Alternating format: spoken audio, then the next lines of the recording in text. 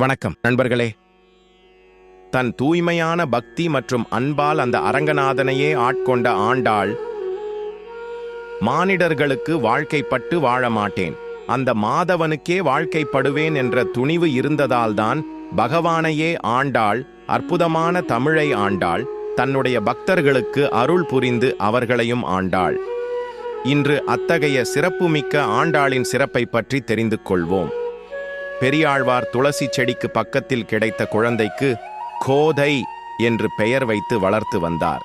அவர் மனைவியும் கோதை மீது அதீத அன்பு வைத்திருந்தார். கோதையும் அன்பும் பொறுமையும் உள்ள பெண்ணாக வளர்ந்து வந்தார். எப்படி நதி கடலை நோக்கி செல்கிறதோ அதைப் போலவே இயல்பாகவே கோதையின் மனம் கண்ணனை நோக்கி ஈர்க்கப்பட்டது. மலர்களை பார்த்தால் மாயோனின் கண்களும், கருமேகத்தை பார்த்தால் கிருஷ்ணனின் மேனியும் தெரியும். கண்ணன் என்ற பெயர் கேட்டாலே கோதை மனம் வெண்ணெய் போல ஊறுக ஆரம்பிக்கும். உடல், உயிர், உணர்வு என்று எல்லாவற்றிலும் அந்த திருவரங்கனே நிறைந்திருந்தார். ஒருமுறை பெரியாழ்வார் கண்ணனுக்காக வைத்திருந்த மாலையை எடுத்து கோதை போட்டுக்கொள்வார். தான் அந்த கார்மேக கண்ணனுக்கு சரியானவளா என்று பார்த்துவிட்டு கண்டிப்பாக அவன் திருவருள் கிடைக்கும் என்று நினைத்து அதை கழட்டி வைத்து விடுவார். ஒருமுறை கோதை மாலையை சூடும்போது பெரியாழ்வார் பார்த்து விடுவார். அவருடைய வாழ்க்கையே அந்த மாலையை அர்ப்பணிக்கும் திருத்தொண்டுதான். இறைவனுக்கு மாலை படைக்கும் போது அதன் வாசனையை முகர்ந்து கூட பார்க்கக்கூடாது என்று சொல்வார்கள். ஆனால் கோதை அதை எடுத்து போட்டிருப்பதை கண்டு கடும் கோபம் கொள்கிறார். கோதையை திட்டி மாலையை கழட்டி வைக்கச் சொல்கிறார். இதனால் கோதை அழுது கொண்டே சென்று விடுவார். அன்று பெரியாழ்வார் அந்த மாலையை இறைவனுக்கு அர்ப்பணிக்காமல் வருத்தத்திலேயே இருந்து விடுவார். அன்று பெரியாழ்வாரின் கனவில் திருமால் வந்து, ஏன் இன்று மாலை எடுத்து வரவில்லை என்று கேட்பார். அதற்கு பெரியாழ்வாரோ, இன்று மாலையை என் மகள் எடுத்து அணிந்துவிட்டாள் என்று கூறுவார். அவள் சூடிக் கொடுத்த மாலைதான் எனக்கு மனம் மிகுந்ததாக இருக்கிறது. எனவே இனி அவள் சூடிக் கொடுத்த மாலையையே எனக்கு கொண்டு வா என்று திருமால் சொல்லிவிடுவார். அதிலிருந்து பெரியாழ்வார் தினமும் கோதையிடம் மாலையை சூடக் கொடுத்து வாங்குவார். கோதைக்கு திருமண வயது வரும். பெரியாழ்வார் கோதையிடம் மெதுவாக கல்யாண பேச்சை ஆரம்பிப்பார். அதற்கு கோதையோ, நான் மனிதனை திருமணம் செய்து கொள்ள மாட்டேன் என்று கூறிவிடுவார். வேறு யாரை திருமணம் செய்து கொள்ளப் போகிறாய் என்று கேட்டதற்கு, நான் திருவரங்கனைத்தான் கல்யாணம் செய்து கொள்வேன் என்று கூறிவிடுவார்.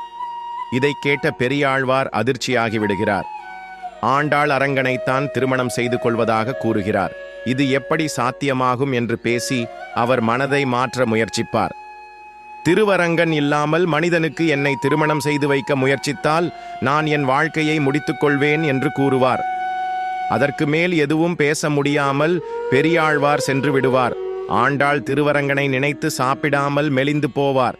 இதை பார்த்த பெரியாழ்வாரால் தாங்கிக் கொள்ள முடியாமல், உன் மனது சரியாக அப்பா என்ன செய்ய வேண்டும் என்று கேட்பார். ஆண்டாள், எனக்கு 108 திவ்ய தேசங்களை பற்றி சொல்லுங்கள் என்று சொல்வார். பெரியாழ்வார் வட திருப்பதியிலிருந்து சொல்ல ஆரம்பிப்பார். இல்லை, எனக்கு ஸ்ரீரங்கத்திலிருந்து சொல்லுங்கள் என்று கூறுவார். பெரியாழ்வார் ஸ்ரீரங்கம் பற்றி சொல்ல ஆரம்பிப்பார். அதை கேட்கும்போது ஆண்டாள் கண்களில் இருந்து கண்ணீர் வழியத் தொடங்கும். திருவரங்கம் இருக்கும் திசையை பார்த்து வணங்குவார். ஆண்டாளின் காதல் பக்தியாக மாறியது பெரியாழ்வாருக்கு புரிந்துவிடும். கோதை திருவரங்கனை திருமணம் செய்து கொள்ள முடிவெடுத்து நோன்பு இருப்பார். மார்கழி மாதம் தன் தோழிகளை எழுப்பி திருப்பாவை பாடுவார்கள். ஒரு நாள் கோதை தன் தோழியை கூப்பிட்டு மிகவும் மகிழ்ச்சியாக, எனக்கு ஒரு கனவு வந்தது என்று கூறுவார்.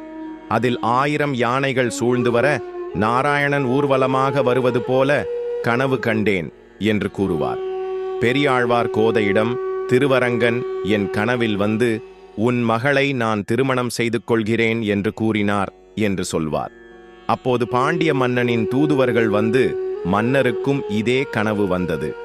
கோதை ஸ்ரீரங்கம் வருவதற்கான ஏற்பாடுகளை செய்ய சொல்லி கட்டளையிட்டிருப்பதாக கூறுவார்கள். யானைகள், பரிவாரங்கள், பல்லக்குகள் சூழ கோதையை ஸ்ரீவில்லிபுத்தூரில் இருந்து ஸ்ரீரங்கம் கூட்டி வருவார்கள். திருவரங்கம் கோவிலுக்கு வந்த பெரியாழ்வாரையும் கோதையையும் பாண்டிய மன்னன் வரவேற்பார். ஆண்டாள் திருவரங்கன் சன்னதியை நோக்கி போவார். அங்கே அரங்கன் முன் நிற்பார். அரங்கனை பார்ப்பார். இத்தனை வருட தவம், பக்தி, ஏக்கம் என்று ஆண்டாள் கண்களில் உயிரே கண்ணீராக வழியும். திருவரங்கனின் திருமேனியை தழுவிக்கொள்வார். அரங்கநாதனுடன் ஒன்றாக கலந்துவிட்டார். ரீமத் நாராயணா போற்றி போற்றி. கதையை படித்த கேட்ட அனைவருக்கும் நன்றி. கதை பிடித்திருந்தால் நமது சேனலை லைக் செய்து சப்ஸ்கிரைப் செய்து கொள்ளுங்கள். நன்றி, வணக்கம்.